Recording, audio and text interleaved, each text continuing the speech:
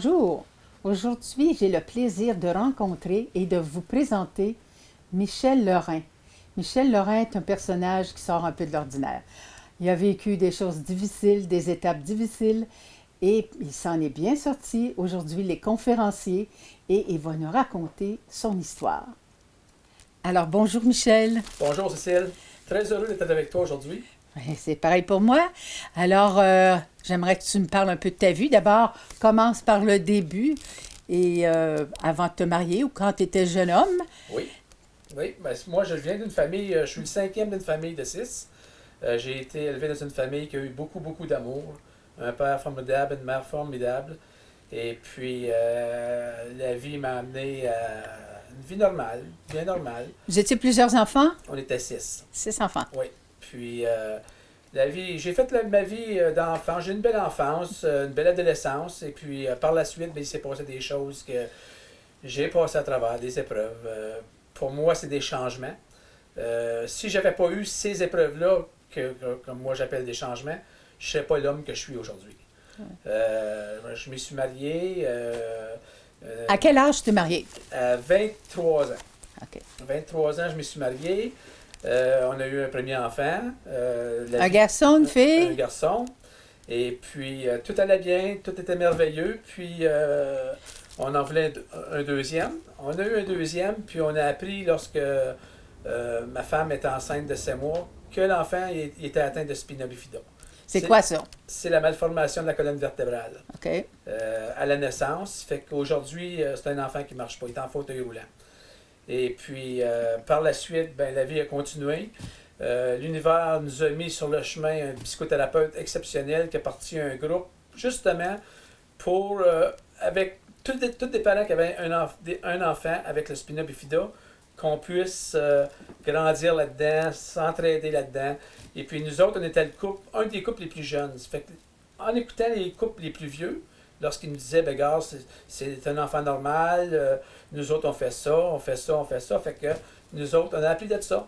On était capable d'élever notre enfant avec, même si c'était différent, de l'élever comme un enfant normal. Est-ce qu'il y en a plusieurs d'enfants qui ont ça? Est-ce que c'est seulement les enfants qui ont cette maladie-là? Oui, c'est à la naissance. C'est de naissance. Mais Okay. c'est garçon et fille. C'est les deux sexes. Est-ce qu'il y a de la recherche qui est faite pour les aider? Oui, il y a de la recherche qui est faite maintenant. Nous autres, c'est arrivé en 88, fait que c'était pas comme aujourd'hui. Mais il paraîtrait qu'aujourd'hui, il y a de moins en moins d'enfants qui sont atteints de spina bifida. Oui. OK. C'était causé par une bactérie? Non, on ne sait pas la cause de ça. Je sais qu'au Saguenay-Lac-Saint-Jean, à un moment donné, ils ont fait des recherches parce qu'eux avaient beaucoup d'enfants qui naissaient avec le spina bifida. Et puis, ils ont découvert que c'était peut-être l'acide folique, le manque d'acide folique chez la femme. À cet endroit-là spécifiquement? Spécifiquement, oui. C'est probablement pas nécessairement à cet endroit-là, mais c'est cet endroit-là qui avait le plus d'enfants qui naissaient spina bifida. Il y avait quelque chose dans l'entourage ou est-ce qu'ils ont décidé d'où ça venait? Ça, je ne pourrais pas te répondre là-dessus. OK. Je suis une femme, hein, puis je suis curieuse. Oui. OK, on continue. On continue. Par la suite, c'est ça. La vie a continué. Puis, à un moment donné, le couple s'est mis à mal aller. Et puis, ça a fini par une séparation, un divorce. Et puis, moi, j'ai pris ça très dur. J'ai pris ça très dur, mon divorce. J'ai pris ça plus dur que d'apprendre que mon enfant est atteint de spina bifida qui sera handicapé. OK, c'est madame qui est partie, là. Oui, c'est madame qui est partie, oui. D'accord. Et puis, moi, encore l'univers m'a mis une belle personne sur ma route qui m'a parlé à ce moment-là qu'il y avait un groupe qui s'appelait Joie de vivre qui aidait les personnes séparées divorcées. Et puis, j'ai embarqué dans ce groupe-là, puis on m'a ramassé à petite cuillère. J'étais vraiment à terre, là. Pour moi... T'acceptais pas le divorce, là? Pas du tout. Pas du tout. J'ai pas vu ça venir, puis j'avais de la misère à accepter ça, puis ça se pouvait pas que ça arrive à moi, mettons. Et puis, ce groupe-là m'a aidé énormément. Ça a pris combien de temps pour pouvoir accueillir de l'aide? Tu as été mal... Moi, je me suis séparé le 1er septembre 1998, puis en octobre, j'ai rencontré cette OK, si vite que ça. Oui, tu as eu quelqu'un pour t'aider. J'ai été aidé tout de suite, moi. Ah, bon. Puis j'ai accepté l'aide. Ça, c'est bien important d'accepter l'aide. De passer par-dessus notre orgueil, puis de... Moi, j'étais là, puis les hommes, on est bien orgueilleux. Les hommes sont plus orgueilleux que les femmes. Nous autres, j'ai fait pendant 11 ans ce mouvement-là. J'ai été là-dedans 3 ans. Après ça, on m'a demandé pour animer. Puis j'ai continué pendant 11 ans de temps. Et puis, on avait 6, 7, 8 tables de femmes. Puis on avait toujours 1 ou 2 tables d'hommes. Ça, c'est partout. Oui, les hommes ne viennent pas à ça. On dirait qu'on est plus renfermé. Bien, comme moi d'ailleurs. Moi d'ailleurs, avant de connaître Joie de vivre, j'étais la personne renfermée comme une huître. Mais comment c'est arrivé, ça, un mois plus tard? C'est une association de joie de vivre? C'est un ami? C'est une amie qui est venue te chercher? Non? Moi, je travaillais pour une compagnie de meubles, puis je faisais des retouches de meubles chez une cliente, chez des clients. J'allais retoucher les meubles chez les personnes qui achetaient les meubles du magasin de meubles. Puis j'arrivais là, puis cette madame-là, elle m'a vu que je filais pas bien, puis qu'elle m'a commencé à me poser des questions. Puis j'ai dit, ben, je viens de vivre une séparation. Puis elle a dit, ben, j'ai quelque chose pour toi. Puis c'est là qu'elle m'a donné ça, ce nom-là, de Joie de vivre. Puis ça, c'était en 98, le 1er septembre 98. Puis j'ai fait ma première fin de semaine de Joie de vivre le 3, 4 et 5 octobre. Fait aussi vite que ça, j'ai eu l'aide tout de suite. Puis ça m'a pris 2 à 3 fins de semaine avant de tout comprendre là-dedans. Là. Comme j'étais tellement à terre, j'étais pas là. La première fin de semaine, là, j'étais pas là du tout. Pas du tout. Puis ça se passait à quel rythme? À tous les mois, une fois par mois? C'était à toutes les semaines, il y avait la journée, le jeudi soir. À toutes les semaines, il y avait des rencontres. Oui. Puis la fin de semaine se faisait aux 6 mois. Une au mois d'avril, puis une au mois d'octobre. OK. C'était spécifique, cette association-là, pour les gens divorcés? Oui, exactement. OK. Puis il acceptait aussi les gens qui perdaient un conjoint, une conjointe de mortalité. Là. Oui. C'était accepté aussi pour faire son deuil, aider à faire son deuil, puis à se remettre sur pied. C'était en quelle année déjà, tu m'as dit? 1998. Est-ce que ça existe encore? Non, ça n'existe plus à nulle part. Le groupe est fermé. Ah oui? Ça a tout tombé un après l'autre. Ça a pris des années, mais ça a diminué jusqu'à temps qu'il n'y ait plus du tout. Je me demande si j'avais pas été là une fois à Saint-Jérôme. Ça se peut-tu qu'il y avait chez les prêtres une association, non? Oui. Oui? Oui, on faisait des fins de semaine à Saint-Jérôme, oui. Oui, ah bon? Oui. J'avais entendu parler de ça, mais ça fait un petit bout, là. Ça ne nous rajeunit pas, mon cher. Puis ça, c'est ça qui a fait que j'étais fermé comme une nuit, puis je me suis ouvert, là, l'écoute. L'écriture, on m'a appris à écrire. Une libération totale. Moi, l'écriture, j'ai écrit depuis 1998. Ils m'ont montré la bonne solitude, comment vivre seul. On le disait dans Joie de vivre, reste 1 an et demi seul avant de te rembarquer avec quelqu'un d'autre. Et puis moi, j'étais, je pense que c'est la première, de 98 à 2001, j'étais seul. Là. J'étais complètement seul, puis j'ai fait face à moi, puis j'ai connu le vrai Michel d'aujourd'hui avec une sérénité, une paix intérieure, une joie de vivre. Moi, il n'y a plus rien qui me fait de quoi. Moi, quand il m'arrive de quoi de grave, je le vis, je vis mes émotions, je le vis, je l'accepte, puis je passe à autre chose. OK. Et les enfants là-dedans? Oui. Est-ce que tu les as eus en garde partagée? Oui, je les ai eus à garde partagée, oui. Oui. Puis plus souvent, c'est moi qui l'avais que mon ex, et puis ça faisait mon bonheur. Bien, 2 garçons avec le père, ça va bien, ça. Oui. Ils ont besoin de leur père, oui. Oui, puis mon plus jeune, vu qu'il était en fauteuil roulant, mon plus vieux, c'est un sportif. Fait que j'ai jamais empêché mon plus jeune de faire du sport. Si j'allais frapper des balles de golf avec mon plus vieux, je prenais mon plus jeune en fauteuil roulant et je l'amenais avec nous autres. Okay. Il venait frapper lui ici.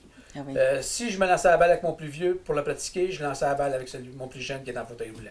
Jamais j'ai laissé tomber mon plus jeune. Pour moi, il était normal comme le plus vieux. OK. Il était à égalité. Mais tu n'as jamais déprimé? Je veux dire, est-ce que tu as fait une déprime, là, tu sais, comme on dit, là?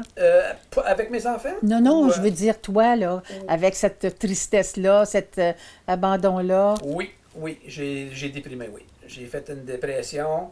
Puis comme je te dis, c'est Joie de vivre qui m'ont tout remonté, qui m'ont montré que c'était pas la fin du monde. Apprendre à vivre avec moi-même, puis j'essaie de même que j'ai remonté. Mais oui, j'ai fait une dépression. Tu m'as dit que tu as pris beaucoup de vin, tu es devenu alcoolique. Oui, exactement, je suis devenu alcoolique. À un moment donné, j'ai eu des problèmes encore, perte d'emploi. Ah oui. Causé par l'alcool? Non, c'était pas causé par l'alcool. C'est ça qui m'a fait boire de plus en plus. J'ai eu des problèmes financiers, puis je compensais avec l'alcool, puis j'ai continué à dépérir, descendre jusqu'à mon bas fond. Jusqu'à temps que j'ai eu un éveil spirituel, puis que j'ai dit un matin, j'ai dit, gars, c'est pas Michel, ça. Encore là, l'alcool, c'est un dépressif. Fait que j'ai déprimé, je riais plus, j'avais plus de joie de vivre, j'avais plus rien. Non. Fait que j'ai appelé le mouvement AA. J'ai été chercher de l'aide, puis ils ont fait la même chose que joie de vivre. Ils m'ont pris la petite cuillère, puis ils m'ont remonté. Est-ce que tu avais les deux en même temps? Joie de vivre et Non, la... non, ça fait 6 ans que j'ai cessé de boire, là, ça fait 6 ans. OK. J'ai pas touché une goutte d'alcool, puis 6 ans passés, j'ai rentré dans le mouvement Joie de vivre. OK. De AA. OK. Là, Joie de vivre était fini, arrêté, puis là, tu es rentré dans les AA. Plusieurs années après, oui. Plusieurs années après. Parce que Joie de vivre est terminé en 2008, si ma mémoire est bonne. 2008, alentour de 2007, 2008, 2009. Là. OK. Et puis j'ai rentré dans les OVS le 6 ans passés en 2013. Puis depuis ce temps-là, tu es sobre. Je suis ça. Puis ça va bien. Ça va très, très, très bien. Oui. Et qu'est-ce que tu fais depuis ce temps-là? Depuis ce temps-là, je fais du mouvement AA. J'aide les gens, je fais des conférences. J'aide les gens à s'en sortir, à montrer que, regarde, une épreuve, ça se remonte, mais avec de l'aide. On ne s'en sort pas seul. Moi, j'ai toujours passé par-dessus mon orgueil. J'ai toujours été chercher de l'aide, puis on m'a toujours tendu la main. Mm-hmm. On m'a jamais jugé. On n'est pas là pour juger. Moi, si j'avais vu ça, une personne qui faisait une dépression plusieurs années passées, moi, je jugeais ça. Il m'arrivait tellement de choses, moi, qu'aujourd'hui, je ne juge plus personne. Alors, regarde, c'est sa vie, ça l'arrivée, je vais te tendre la main, mais je peux pas le faire pour eux autres. Fait que dans mes conférences, je veux aider les gens, justement, qui vivent des choses dures, qui pensent que peut-être que s'en sortiront jamais, mais c'est pas vrai. On peut tendre la main, mais on ne peut pas le faire pour les autres, mais en tendant la main, je vous jure que s'il fait son bout, c'est sûr et certain qu'il remonte. OK. Quand tu me dis que tu écris beaucoup, Oui. Comment tu fais ça? Tu passes des fins de semaine intensives dans la solitude? Ou... Oui, moi je peux partir 4 jours tout seul. Je vais à Québec ou à Saint-Sauveur, et puis je fais 4 jours d'écriture. Je m'arrête toute seule, pas de téléphone, pas de radio, pas de télévision, dans le silence total, puis j'écris. Puis quand mettons que je viens que j'ai plus rien, plus d'idées qui me viennent, souvent je suis surpris parce que j'écris des choses, quand je me relis, je suis surpris que j'ai écrit. Là, tu te dis, c'est pas moi qui ai écrit ça. C'est justement ça. C'est justement ça. Moi, je me dis, voyons, c'est-tu moi qui ai écrit ça? Mais c'est-tu de l'écriture automatique? C'est-tu de l'écriture dirigée? Est-ce que, tu sais pas, ça vient naturellement. Oui, aujourd'hui, il y a des cours qui se donnent pour ça sur l'écriture oui. automatique. Puis moi, ce que je fais, quand je pars à écrire, ça sort tout seul. Bon. J'écris. Puis quand j'ai plus d'idées, quand ça vient plus, je vais prendre une marche dans la nature. Ça m'aide énormément, mais toujours dans le silence. Qu'est-ce que tu as fait avec ces écritures-là? Moi, il y en a que si je fais des demandes, je les brûle, mais il y a certaines écritures que j'ai gardées. J'ai gardé puis que je relis. Depuis quand tu regardes tes écritures, là? Ben moi, depuis 98. Donc, tu peux écrire un livre ou deux avec ça? Ah, je pourrais écrire au moins un livre, c'est sûr. C'est sûr. Ah oui? Exactement. Puis tu les relis de temps en temps pour te motiver? Oui, pour me motiver. Aussitôt qu'il m'arrive de quoi qui est... Comme à un moment donné, j'avais des problèmes financiers, puis là, ça l'a pu. Là, ça l'a pu, puis j'ai lâché prise complètement. J'ai dit, gars, là, moi, je ne peux plus rien faire. Là. Je m'en ai dans le burn-out. Encore là, mon plus vieux est venu chez nous. Il m'a vu, puis la tristesse que cet enfant-là avait, à me voir comment j'étais, ça m'a fait ouvrir les yeux. Gars, fais quelque chose. Faites quoi, là? Et puis, à un moment donné, c'est un bon membre AA qui m'a tendu la main pour un job. Et puis, j'ai dit oui. Puis, je suis reparti encore. OK. Quand on est dans les AA, est-ce qu'on reste tout le temps là-dedans? Est-ce que tu y vas encore? Oui, je vais encore, oui. Oui. À quel rythme? Moi, j'y vais une ou deux fois par semaine. Ah, ça peut aller jusqu'à 2 fois? Oui. Il y a tellement... Les gens qui connaissent pas ça, ils peuvent juger ça peut-être, mais il y a tellement d'amour dans un groupe. Quand un nouveau rentre, là, moi, je me souviens quand j'ai rentré, la première meeting que j'ai faite, là, j'ai jamais été jugé, puis on m'a tendu la main. Puis on m'a dit, si tu fais ce que tu as à faire, tu es condamné au bonheur. C'est exactement ce qui m'est arrivé. Aujourd'hui, quand j'ai une épreuve que moi j'appelle un changement, là, c'est comme je dis, je le vis, je vis mon émotion, je l'accepte, je pars. Il n'y a pas de réticence, là. Non, il n'y a plus rien qui tombe. Je tombe plus à genoux, je tombe plus en dépression. J'ai pas besoin de ça. Juste vivre mon émotion. Ça m'arrive, ça m'arrive.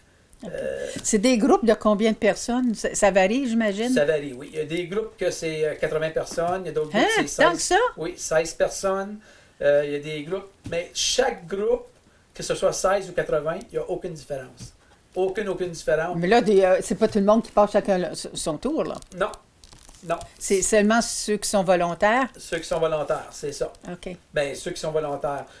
Aller raconter ce qu'ils vivent. Oui, mais ça c'est avec le temps. C'est avec le temps. Comme moi, j'ai partagé, on m'a fait partager de bonheur, sauf que moi, j'avais déjà partagé dans la joie de vivre pendant 8 ans de temps. Fait que, mais on ne prend pas un nouveau pour l'amener en avant d'un coup sec. Il faut qu'il se rebâtisse, il faut qu'il vienne prendre confiance en lui, puis on ne force jamais personne. Hein. Il n'y a jamais personne qui est forcé là-dedans. Finalement, tu y vas souvent pour ne pas succomber ou pour... Non, surtout pour aller chercher de l'amour, puis être compris, puis d'être sur la même longueur d'onde que tous ces gens-là. C'est réconfortant. C'est réconfortant, oui. OK, c'est surtout ça. Oui, puis je vais toujours y retourner 1 à 2 fois par semaine. Ça, c'est garanti que moi, ça me prend mon meeting. C'est comme joie de vivre. Joie de vivre, j'y allais à toutes les semaines. On avait le jeudi soir, puis c'était 1 fois par semaine, le jeudi, la semaine. Voyons. Le jeudi soir, on allait là, puis j'y allais à tous les jeudis. Okay. Même quand j'étais un habitué, mettons. Puis aujourd'hui, c'est ça, je te dis, Cécile, il n'y a plus rien qui me fait tomber. J'ai tous les outils pour plus être déprimé ou en burn-out. Je vis une très belle vie. J'ai des belles choses qui m'arrivent. J'ai des grâces. Je t'ai rencontré, je te connaissais pas du tout. J'ai dit merci à la vie, hein, parce que regarde, je suis rendu ici. Et puis, non, il n'y a plus rien qui m'arrête. Ça, tu as raison, par exemple. Il n'y a plus rien qui m'arrête. Je suis une bonne femme. Oui, c'est ça. Mais si on ne s'occupe pas de nous, c'est qui va s'en occuper? Hein? C'est ça, justement. C'est plus sûr. C'est important de prendre soin de notre personne. Mais l'écriture, j'y reviens encore. Tu écris toujours? J'écris toujours. Tu es toujours inspiré? Toujours inspiré. Est-ce que c'est des choses nouvelles, des choses qui reviennent? Souvent, c'est des choses nouvelles. OK. Mais c'est toujours toi avec toi, là? Tout le temps, moi, avec toi. OK, c'est pas toi avec les enfants ou avec d'autres personnes? Non. Donne-moi un exemple. Je peux faire de l'écriture, par exemple, pour quelqu'un qui ça va pas bien. Ah oui? Je peux écrire pour la personne. Je vais écrire... Tu vas te sentir inspiré? Je me sens inspiré à aider cette personne-là. J'ai tellement souffert, j'ai tellement été bas, j'ai tellement été... mon divorce m'a amené presque au suicide. J'ai pensé, j'ai eu les idées noires. J'ai tellement souffert que quand je vois aujourd'hui une personne souffrir, automatiquement, j'y tends la main. Parce que tu t'es senti abandonné, là. Oui, c'est l'abandon, le rejet, puis le divorce, c'est choc, abandon, désillusion, acceptation. OK. C'est... Puis il y a plein de gens qui vivent ça, une peine d'amour, puis qui pensent que c'est fini, puis que c'est tellement beau. Puis tout ce qui nous arrive dans la vie, c'est parce qu'il y a quelque chose de plus beau qui va venir. Il y a toujours quelque chose... La souffrance nous parle beaucoup, finalement. Énormément. C'est une expérience à vivre. Oui. Puis quand on la dépasse, bien, on se sent bien, puis un peu plus haut, un peu plus loin, comme dirait Jean-Pierre. Exactement. C'est exactement ça. OK. Puis dans tes conférences, comment ça se passe? Est-ce qu'il y a des échanges, des partages? Tu parles de tes expériences. Puis après ça, est-ce que tu demandes aux gens s'ils ont envie de s'exprimer? Non, comment ça se passe? Oui, moi, je parle de moi, comment je m'en suis sorti, tout ce qui m'est arrivé, puis comment je m'en suis sorti, comment est-ce que je vis bien avec tout ça aujourd'hui, puis quand il y a une épreuve qui m'arrive encore, un changement, comment est-ce que je le vis, pour montrer aux gens, regarde, moi, c'est de même, j'ai fait ça. Et puis, si les gens, après ça, ils ont des questions, ou qui veulent me rencontrer seul, je les rencontre seul. Et puis, s'il y a des questions, ben regarde, c'est... OK. Et la conférence peut durer combien de temps? Ça peut durer... Moi je vais dire, j'étais un Jean-Marc Parent de la conférence. Moi, mes conférences, c'est 1 heure, mais ça peut durer 2 heures. OK. Habituellement, je pense que c'est ça. Tu m'as dit que ça durait environ 2 heures, puis des fois, tu dépasses un peu. Oui, je dépasse. Oui. OK. Moi, d'abord, que j'aide au moins une personne dans la salle. Oui. L'important, moi, c'est d'aider la personne qui souffre. Oui. Puis de toute façon, ça profite à tout le monde quand quelqu'un s'exprime. Oui, exactement. Et là, tu en as donné un peu partout. Oui. Des conférences, oui. J'en ai donné, c'est plus des partages que j'ai fait, moi, que des conférences. J'ai fait une conférence, on était 20 personnes, et puis ça s'est très, très, très bien passé. Mais j'ai fait beaucoup, beaucoup de partages que les gens viennent me revoir. Puis Michel, tu m'as fait tellement de bien. Juste un mot, juste un mot. Moi, j'ai eu des problèmes financiers, puis dans mon partage, à un moment donné, j'en ai parlé. Il y a 3 personnes qui sont venues me voir. Ils ne savaient pas quoi faire avec ça. Mhm. C'est juste ça. Puis je les ai aidés. Je les ai guidés à aller. Puis là, tu veux continuer dans ce domaine-là, Oui. à continuer à recevoir Oui, des gens. Est-ce que tu as un bureau pour recevoir les gens? Non, j'ai pas de bureau. OK. Non, moi, je vais faire mes conférences. Et puis, je vais rencontrer les gens. Puis après ça, ben, je ne sais pas où ça va. Après la conférence, ou bien vous vous invitez à un endroit spécifique? Oui, oui, exactement. Je l'ai déjà fait. Juste aller prendre un café avec la personne. J'ai des gens que j'ai rencontrés. Je vais parler de AA. J'ai rencontré dans AA. Puis ils m'ont appelé à 11h30 le soir. Ils m'ont appelé à 2h la nuit. Je fais juste écouter. J'ai pas besoin de parler. Puis jamais je vais donner de conseils. Non, C'est c'est juste ça. des suggestions. Oui. Dans le fond, ces gens-là, ils ont juste besoin d'une personne pour s'entendre parler. C'est ça. Hein? Parce que quand ils s'entendent, là, ils peuvent se voir aller, et puis ça prend une bonne oreille. C'est exactement ça. Oui. Juste l'écouter des fois, là, la personne elle m'appelle, là, à 11h30 le soir, je suis là, je l'écoute pendant 15 minutes. Elle fait le bien. Merci Michel. Puis on raccroche. Oui. J'ai juste à écouter. Oui. J'ai pas besoin de la juger. J'ai pas, je suis Pas qui de pour conseils, juger? pas de Non, conseils, rien. aucun conseil. C'est ça. Juste des suggestions. Moi qu'est-ce que j'ai fait? La personne a le droit de faire ce qu'elle veut avec ça. C'est bien. Tu n'as jamais pris un cours spécifique comme il y en a qui vont prendre des cours, je ne sais pas, en biologie totale ou bien donc en déprogrammation biologique. On parle de notre ami Christian. Ça fait que lui, c'est sa façon. Mais toi, tu n'as pas un enseignement spécifique. Non, moi j'ai lu. C'est juste à partir c'est la de ton vie. expérience. L'expérience de la vie, oui. Oui. Tu lis beaucoup? J'ai lu beaucoup, oui. Oui. Je lis encore. Dans quel domaine? Dans la psychologie. Non, non, non. J'adore lire dans la psychologie, puis tout ce qui est tout ce qui nous montre, là, tu sais, tout ce qui nous met de l'énergie, là, tout ça. C'est ça. Qui augmente notre niveau de conscience. là. Exactement. Ok. Qu'on vibre à 100%. D'accord. Puis mon taux vibratoire, là, je vais vous le dire, là, mon taux vibratoire est énorme. Puis quand je baisse, là, je le sens. Là. Je le sais que je suis pas comme au top. Là, l'écriture, la lecture, il faut que je me calme. Il faut que j'aille me calmer. Parce que je suis trop dans tout. On s'éparpille peut-être, hein, Exact. c'est ça?